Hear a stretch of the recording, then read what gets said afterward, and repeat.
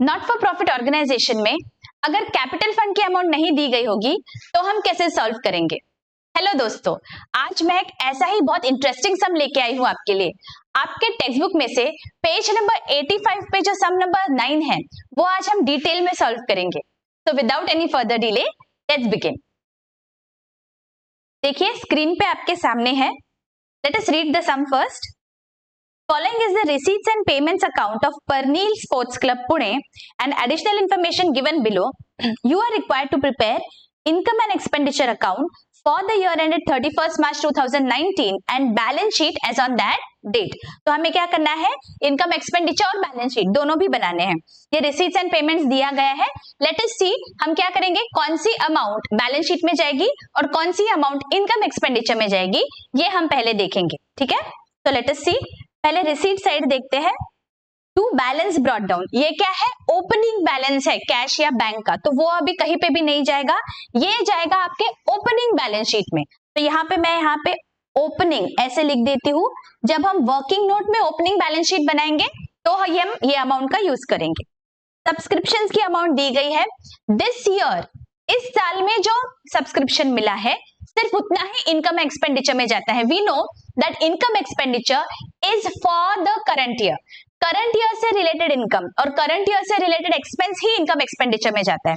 Current year is what? 18-19। तो 18-19 से related जो सब्सक्रिप्शन है सिर्फ उतना ही मेरे इनकम एक्सपेंडिचर में जाएगा। करेक्ट? जो 16-17 और 17-18 का है, this will go in my opening balance sheet या फिर closing balance sheet में हम adjustments के वक्त लेंगे। फिलहाल हम इसे कुछ भी नहीं करेंगे। ठीक है, आगे देखते हैं। टू डोनेशंस 15,000, डोनेशन भी अभी मैं इनकम एक्सपेंडिचर लिख रही हूँ। लेट अस सी कोई एडजस्टमेंट है क्या, बाद में देखेंगे। Okay, entrance fees again I am writing I right now. अगर एडजस्टमेंट में कुछ दिया होगा तो हम देखेंगे। लाइफ मेंबरशिप फीस रेवेन्यू, यहाँ पे रेवेन्यू स्पेसिफिकली दिया है। इसका मतलब क्या? मुझे इनकम एक्सपेंडिचर में ही ये पूरा के पूरा लाइफ मेंबरशिप फीस डालना है, तो I am writing I hear. Tournament receipt 60,000, again I. Okay, अभी लेट अस सी पेमेंट साइड पे क्या क्या है। बैंक ओवरड्राफ्ट है जो रीपे किया है 32,000 का। इसका मतलब पिछले साल के बैलेंस शीट में कुछ तो भी बैंक ओवरड्राफ्ट दिख रहा था, मतलब बैंक से पैसा लिया था ज्यादा, that is known as overdraft. तो वो जो 32,000 है, this is what we have paid. 32,000 is जो भी ओवरड्राफ्ट होगा उसमें से 32,000 पे कर दिया है बैंक को। ठीक है, बैंक ओवरड्राफ्ट रीपेड मतलब पिछले साल बैंक से ज्यादा पैसा लिया था, ओवरड्राफ्ट लिया था, over and above what we already have in bank. उससे जब ज्यादा पैसे हम बैंक से लेते हैं for our day to day business operations, उसे हम बैंक ओवरड्राफ्ट बोलते हैं। तो that is our liability. Okay, ये बैंक को रीपे करना है, दिस इज आवर लायबिलिटी। इसका मतलब ये बैलेंस शीट से रिलेटेड आइटम है। तो ये बैलेंस शीट में अगर पिछले साल के बैलेंस शीट में कुछ बैंक ओवरड्राफ्ट दिख रहा था, उसमें से मुझे ये 32,000 माइनस करना पड़ेगा। अंडरस्टैंडिंग? क्योंकि उतना पैसा बैंक को लौटा दिया, उतना पैसा वापस दे दिया है। करेक्ट? तो अभी मैं यहाँ पे बी लिखूंगी। लेट मी सी, जब मैं ओपनिंग बैलेंस शीट बनाऊंगी तो मुझे पता चल जाएगा कि कितना बैंक ओवरड्राफ्ट था। ठीक है, एडजस्टमेंट्स में रहेगा। आगे देखते हैं।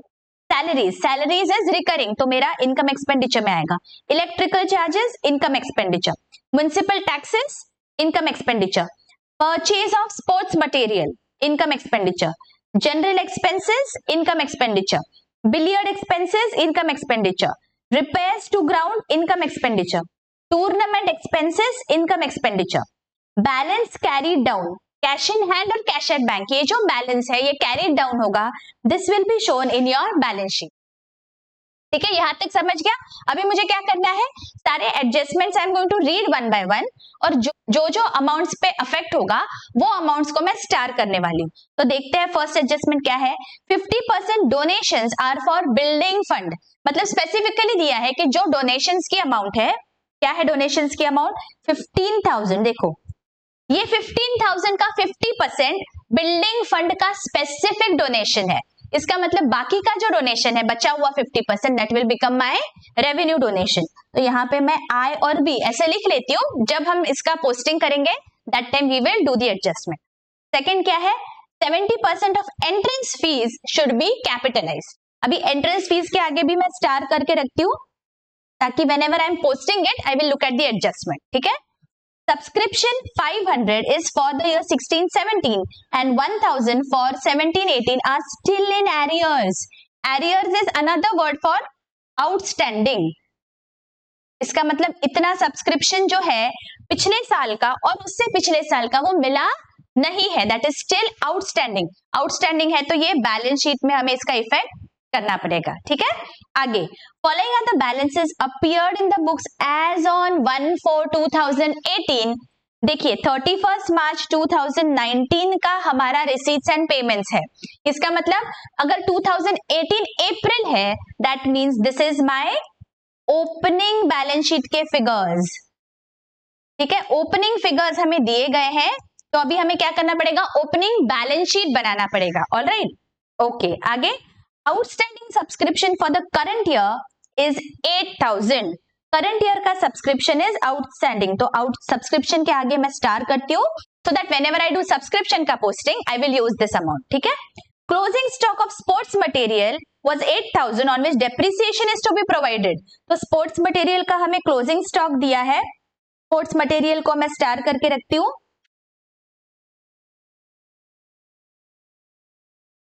ओके, तो अभी हम क्या करेंगे, वन बाय वन सारे अमाउंट्स हम इनकम एक्सपेंडिचर और बैलेंस शीट में ट्रांसफर करेंगे और साथ ही साथ ओपनिंग बैलेंस शीट भी बनाने वाले हैं.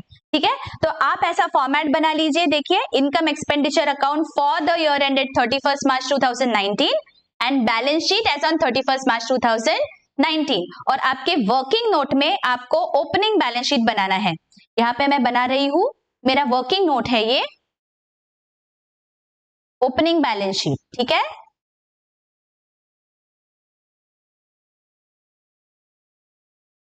ओके. तो अभी क्या करेंगे, ओपनिंग बैलेंस शीट में क्या क्या फिगर्स जा रहे हैं एडजस्टमेंट में से वो हम देख लेते हैं. वो हम पहले ट्रांसफर कर देते हैं. बिल्डिंग फंड है, देखो फोर्थ, आपका जो फोर्थ एडजस्टमेंट है वो चेक कर लो. Building fund 47,000. बिल्डिंग फंड का क्या मतलब हुआ, दिस इज माय लाइबिलिटी. तो बैलेंस शीट में liability side, this is my liability and this is my asset. तो लाइबिलिटी साइड में बैलेंस शीट के मुझे लिखना है building fund 47,000 rupees.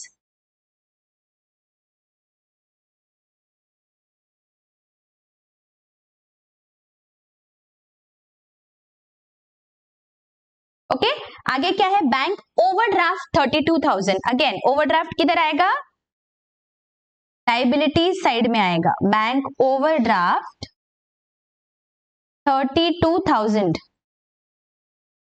Again land है 1,50,000. Land is what, my asset. तो लैंड मैं एसेट साइड पे लिखूंगी 1,50,000. Sports materials 30,000. ये क्या है, स्टॉक है, opening stock of sports material है. तो मुझे यहां पे लिखना है स्पोर्ट्स मटेरियल 30,000. ऑलराइट, आगे आउटस्टैंडिंग सब्सक्रिप्शन फॉर 16-17 2,500 एंड 17-18 4,000. मतलब 2 साल का सब्सक्रिप्शन आउटस्टैंडिंग है. This is again my asset. तो मुझे यहां पे लिखना पड़ेगा आउटस्टैंडिंग सब्सक्रिप्शन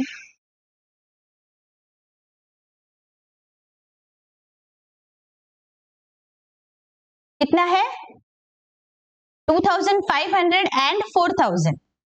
2,500 एंड 4,000 कौन से साल का है, 16-17 एंड 17-18.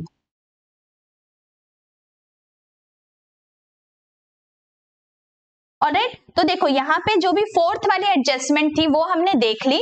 जो भी ओपनिंग बैलेंस शीट में आना चाहिए था वो सारे आइटम्स अभी हमने लिख लिए हैं. अभी one by one we will go through the receipts and payments account. Okay, चलो क्या दिया है रिसीट्स एंड पेमेंट्स में. फर्स्ट अमाउंट क्या है, देखो रिसीट साइड पे बाय बैलेंस ब्रॉट डाउन 5,000. जैसे मैंने आपको बताया था ये क्या है, कैशियर बैंक का बैलेंस है, ये ओपनिंग बैलेंस है. तो ये ओपनिंग बैलेंस शीट में जाएगा 5,000 रुपीज. तो ओपनिंग बैलेंस शीट में हम लिखेंगे कैश बैलेंस कितना, 5,000. समझ में आया. Our receipts and payment starts with the opening cash in hand या बैंक बैलेंस. तो ये मैंने 5,000 ओपनिंग बैलेंस शीट में लिख दिया. Okay, let me tick here. आगे क्या है, सब्सक्रिप्शन दिया हुआ है, okay, subscription, be very very attentive. Subscription जो भी इस साल से रिलेटेड है वो मेरे इनकम एक्सपेंडिचर में जाएगा। इस साल से रिलेटेड 18-19 से 70,000 है। देखिए सब्सक्रिप्शन जो अमाउंट है उसके आगे स्टार है, इसका मतलब देयर इज सम एडजस्टमेंट। तो मैं क्या करती हूँ, फिलहाल ये जो अमाउंट है ये मैं वर्किंग नोट में लिख रही हूँ, 70,000 received during the year. When I go to adjustments, that time I will do the final calculation. ठीक है, अभी मैं सिर्फ रिसीट्स पेमेंट्स के अमाउंट का पोस्टिंग कर रही हूँ इनकम एक्सपेंडिचर में। आगे देखो डोनेशंस 15,000, अगेन डोनेशन के आगे स्टार है तो मैं अभी रुक रही हूँ, donation I will let it be, जब मैं एडजस्टमेंट्स में जाऊंगी तब मैं देखूंगी। Entrance fees also let them be. Life membership fees 17,000, ये मुझे पता है मेरे इनकम में जाने वाला है, तो let us me write here income expenditure में बाय लाइफ मेंबरशिप फीस कितनी है अमाउंट, 17,000 आउटर कॉलम में आएगा because there is no other adjustment. ठीक है, टूर्नामेंट रिसीट्स है 60,000 के। देखिए रिसीट दिया हुआ 60,000 का और पेमेंट साइड पे भी हमें कुछ दिया था, देखो टूर्नामेंट से रिलेटेड एक्सपेंसेस है, ये देखो यहाँ पे 50,000 एंड रिसीट है 60,000। तो मैं ऐसे बोल सकती हूँ क्या, that 60 minus 50 is my net income. तो जो नेट अमाउंट है that also I can write in my income expenditure. तो मैं इनकम साइड पे नेट अमाउंट लिख रही हूं बाय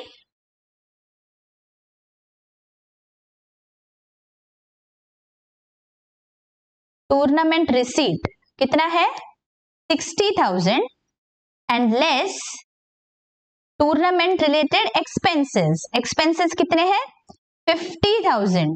तो मेरा आउटर कॉलम में आएगा 10,000।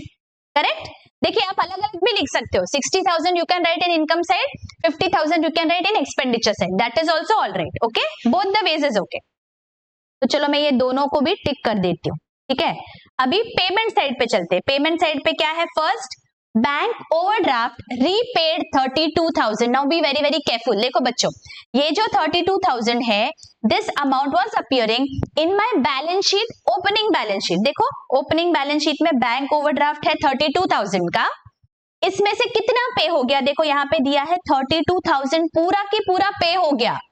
तो जो इफेक्ट है ये बैलेंस शीट में जाएगा लेस रीपेड 32,000। तो ये जो बैंक ओवरड्राफ्ट का बैलेंस है ना ये हो जाता है 0, मतलब मेरे क्लोजिंग बैलेंस शीट में अभी bank overdraft is not going to appear, जितना था उतना की उतना इस साल रीपे हो गया। Getting it, okay very good. देखो आगे क्या है, सैलरीज है 10,000 का, तो सैलरी मैं लिख लेती हूं मेरे एक्सपेंडिचर साइड पे, to salaries amount is 10,000। Okay, आगे इलेक्ट्रिकल चार्जेस 4,000, म्युनिसिपल टैक्सेस 2,700, दोनों भी एक्सपेंडिचर में आएंगे, तो यहां पे मैं लिख लेती हूं to electrical charges 4,000 and to municipal taxes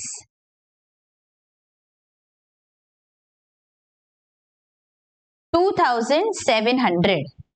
okay, आगे क्या है, purchase of sports materials 50,000। Sports material का भी देयर इज सम स्टार, इसका मतलब कोई एडजस्टमेंट है, तो right now I am keeping it on hold. Okay, आगे देखते हैं, जनरल एक्सपेंसेस 500, बिलियर्ड एक्सपेंसेस 3,000, ये भी एक्सपेंडिचर साइड पे आ जाएंगे। to general expenses 500,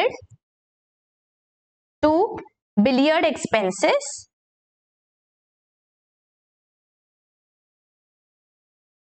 3,000। okay, let me tick here।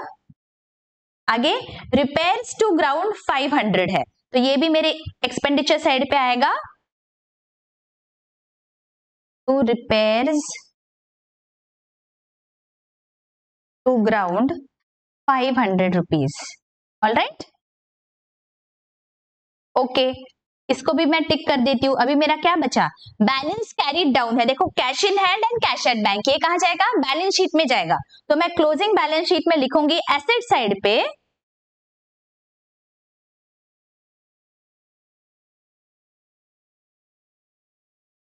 cash in hand, what is the amount? 7,000 rupees, and cash at bank amount is 14,000.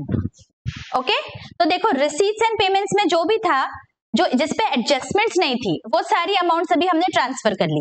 अभी हम क्या करेंगे, हमारा जो ओपनिंग बैलेंस शीट है, देखो जो हमारा ओपनिंग बैलेंस शीट है उसमें हमारे जो जो एसेट्स और लायबिलिटीज आए हैं वो हम एक बार ट्रांसफर कर लेते हैं और देखते हैं दैट हमारा कैपिटल फंड की अमाउंट कितनी आ रही है. ठीक है, तो पहले देखो लैंड, स्पोर्ट्स मटेरियल, ये सब हम ट्रांसफर कर लेते हैं इन my closing balance sheet, because asset तो वैसे के वैसे मेरे क्लोजिंग बैलेंस शीट में आएगा. तो देखो पहला क्या है, लैंड है 1,50,000, तो मुझे यहाँ पे एसेट साइड पे लिख लेना है लैंड 1,50,000. ओके, आगे क्या है, स्पोर्ट्स मटेरियल है 30,000 का. तो स्पोर्ट्स मटेरियल का ये जो स्टॉक है ये मेरा ओपनिंग स्टॉक है. तो whenever I am doing sports material का adjustment, that time I am going to use this figure. ठीक है, ये वाले बैलेंस शीट में तो क्लोजिंग स्टॉक जाएगा, ये ओपनिंग स्टॉक से मुझे अभी कुछ भी करना नहीं है. जब मैं एडजस्टमेंट देखूंगी that time I will do. Outstanding subscription है, अगेन आउटस्टैंडिंग सब्सक्रिप्शन, जब मैं सब्सक्रिप्शन की एडजस्टमेंट देखूंगी that time I will see what has to be done with this. Getting it? अभी मुझे ये आउटस्टैंडिंग सब्सक्रिप्शन से कुछ भी करना नहीं है. आगे कैश का बैलेंस दिया है, इस साल के बैलेंस शीट में तो क्लोजिंग बैलेंस आएगा, जो मुझे रिसीट्स एंड पेमेंट से मैंने लिख लिया है, तो ये बैलेंस भी मुझे नहीं लेना है. ओके, आगे क्या है, देखो लायबिलिटी साइड में है building fund 47,000. This fund as it is will come in my closing balance sheet. तो 47,000 मैं यहां पे लिख लेती हूं.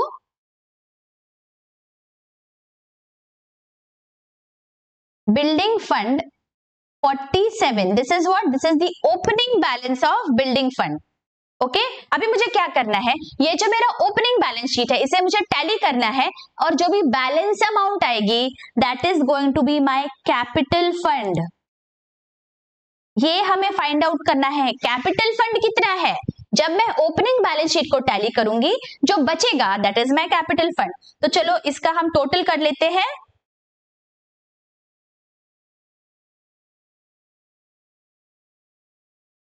एसेट साइड की टोटल मेरी आ रही है 1,91,500. ओके, तो this is going to be my total on the liability side as well, right, because balance sheet की टोटल तो हमेशा टैली होनी चाहिए. तो जो बचा वो क्या है, वही अमाउंट है जो हमें फाइंड आउट करनी है, कैपिटल फंड की अमाउंट है. This is my balancing figure. क्या अमाउंट आ रही है, 1,91,500 minus 47,000 minus 32,000. The amount comes to 1,12,500. ठीक है, 1,12,500 ये क्या है, ये मेरे बैलेंस शीट में, ओपनिंग बैलेंस शीट में कैपिटल फंड आ रहा है. मतलब जब मैं क्लोजिंग बैलेंस शीट बनाऊंगी तो इसका मुझे कैपिटल फंड में लिखना पड़ेगा अमाउंट. तो let me right 1,12,500 in my capital fund. 1,12,500. समझ में आया हमने क्या किया बच्चों, हमने पहले ओपनिंग बैलेंस शीट बनाया with the opening balances assets और लायबिलिटीज के. कुछ आउटस्टैंडिंग था तो वो लिखा, अगर कुछ प्रीपेड होगा तो वो लिखेंगे, कैश का बैलेंस लिखेंगे, कुछ स्टॉक होगा तो वो लिखेंगे. ये सब करने के बाद हम बैलेंस शीट टैली करेंगे एंड द बैलेंसिंग फिगर जो है वो हमारी कैपिटल फंड की फिगर होगी, and that figure we are going to write in our closing balance sheet. ठीक है, समझ में आ गया क्लियरली? ओके, तो अभी हम वन बाय वन सब एडजस्टमेंट्स देख लेते हैं. 50% donations are for building fund.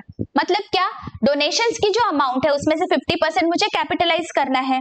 क्या है अमाउंट, 15,000 है. देखो रिसीट्स एंड पेमेंट्स में दिया है 15,000. इसमें से 7,500 मतलब 50% will go to my balance sheet. तो यहाँ पे मुझे बैलेंस शीट में ऐड करना है capitalised building fund. How much is it, 7,500. और बचा हुआ 7,500 कहाँ आएगा, ये मेरा इनकम एक्सपेंडिचर में आएगा. तो चलो यहाँ पे हम लिख लेते हैं by building fund. Inner column में मैं लिखूंगी पहले 15,000, उसमें से माइनस करूंगी capitalized building fund. How much is capitalized, 7,500, तो आउटर कॉलम में आएगा 7,500. Okay, all right. आगे 70% entrance fees should be capitalize. तो एंट्रेंस फीस कितनी है, देखो यहाँ पे 1,700. अभी 1,700 का 70% हमें निकालना है. तो चलो हम इनकम एक्सपेंडिचर में जाते हैं और यहाँ पे हम लिखेंगे bye entrance fees 1,700 less 70% has to be capitalized. 70% निकालो, कितना आ रहा है 1700 का 70%, तो कितना 1,190. तो बचा कितना 510. और ये 1190 कहाँ जाएगा, ये मेरा जाने वाला है बैलेंस शीट में, बिकॉज मुझे ये कैपिटलाइज करना है. तो बैलेंस शीट के लाइबिलिटी साइड में मुझे ऐड करना है एंट्रेंस फीस कैपिटलाइज्ड 1,190. समझ में आ गया क्या किया हमने. एंट्रेंस फीस को जब कैपिटलाइज करना है तो उतनी अमाउंट मैंने पहले माइनस कर दी इनकम एक्सपेंडिचर में से, and then that much amount मैं लाइबिलिटी साइड में ऐड कर रही हूँ. ओके, ऑल राइट, टिक कर लेते हैं. अभी आगे देखो, subscription 500 for 16-17 and 1,000 for 17-18 are still in arrears. मतलब ये आउटस्टैंडिंग है, आउटस्टैंडिंग सब्सक्रिप्शन है, मतलब मुझे फ्यूचर में मिलने वाला है. तो ये मेरे बैलेंस शीट के एसेट साइड पे जाएगा. तो मैं बैलेंस शीट के एसेट साइड पे आउटस्टैंडिंग सब्सक्रिप्शन लिख रही हूं. पहले तो outstanding subscription 16-17 and 17-18. What is the amount? Okay okay, तो चलो अभी हम इसे टिक कर लेते हैं. अभी क्या है देखो, फोर्थ वाली एडजस्टमेंट तो हमारी हो गई है. अभी फिफ्थ एडजस्टमेंट देखो क्या दी है, outstanding subscription for the current year is 8,000 rupees. मतलब इस साल से रिलेटेड है, तो इस साल के इनकम एक्सपेंडिचर में जाएगा 8,000. मिला नहीं है but related to this year, so I am going to add in this year subscription 8,000 rupees. Outstanding देखो, ये जो मैंने वर्किंग नोट बनाई थी ना, मैं उसमें ऐड कर रही हूं आउटस्टैंडिंग. तो मेरा टोटल इज 78,000. समझ में आ गया. तो मुझे क्या करना है, अभी ये जो है ये मुझे मेरे इनकम एक्सपेंडिचर में लिखना है. तो मैं यहां पे लिखूंगी by subscription 70,000 add outstanding subscription for the current year. Outstanding subscription is 8,000. तो मेरा आउटर कॉलम में जाएगा 78,000. और दूसरा इफेक्ट कहां जाएगा 8,000. ये आउटस्टैंडिंग है, तो बैलेंस शीट के एसेट साइड पे मुझे ऐड करना है यहाँ पे 8,000 रुपीज. तो आउटर कॉलम में आएगा 9,500. ठीक है, समझ में आ गया सब्सक्रिप्शन का कैसे करना है. ऑल राइट, आगे closing stock of sports material was 8,000 on which depreciation is to be provided at 12.5% per annum. अभी पहले तो ये जो क्लोजिंग स्टॉक है इसका इफेक्ट एक तो बैलेंस शीट में जाएगा, तो मैं पहले क्लोजिंग स्टॉक को बैलेंस शीट में लिख लेती हूं. स्पोर्ट्स मटेरियल का क्लोजिंग स्टॉक इनर कॉलम में आएगा बिकॉज हमें इस पे डेप्रिसिएशन भी प्रोवाइड करना है. अभी हमें क्या करना है, इस साल कितना कंज्यूम हुआ है वो देखना है, बिकॉज इस साल जो स्पोर्ट्स मटेरियल कंज्यूम होगा वो इनकम एक्सपेंडिचर में जाएगा. करेक्ट. तो इस साल कितना कंज्यूम हुआ है इसका फॉर्मूला याद करिए. कैसे हम फाइंड आउट करेंगे, एक वर्किंग नोट बनाते हैं. हमारी एक वर्किंग नोट में क्या आएगा, ओपनिंग स्टॉक कितना था स्पोर्ट्स मटेरियल का,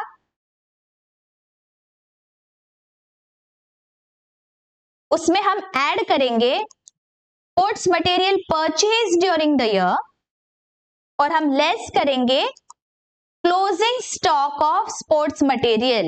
याद करिए फॉर्मूला क्या था. तो ओपनिंग स्टॉक कहां से मिलेगा, ओपनिंग बैलेंस शीट से. तो देखते हैं यहाँ पे स्पोर्ट्स मटेरियल वाज 30,000. देखो मैंने आपको बोला था वी हैव टू वेट. तो ये जो 30,000 है ये मुझे लिखना है, ये मेरे वर्किंग नोट में 30,000.